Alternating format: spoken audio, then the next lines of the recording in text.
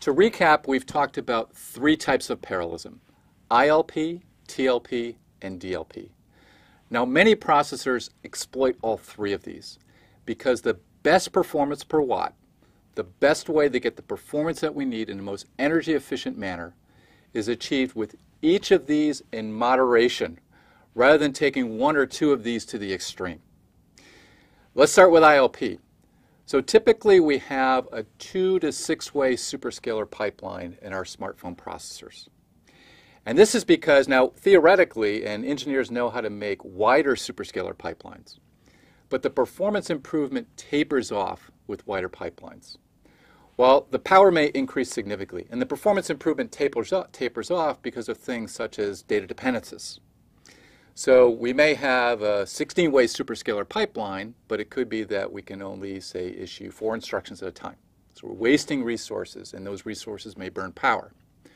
So we typically keep ILP to a 2 to 6-way superscalar pipeline. For TLP, you may see, and again, this is controversial, it depends on your smartphone, you may see support for 2 threads because that could require a small amount of additional hardware over a single-threaded superscalar pipeline. And this could improve the efficiency of the hardware compared to superscalar alone because some resources that might be otherwise idle get to be used by a second thread.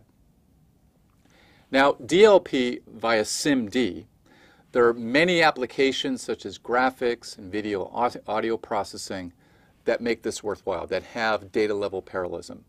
So what you commonly see, and we mentioned ARM has something called Neon and Intel has something called SSE, you commonly see these processors that run our apps have some sort of SIMD support as well.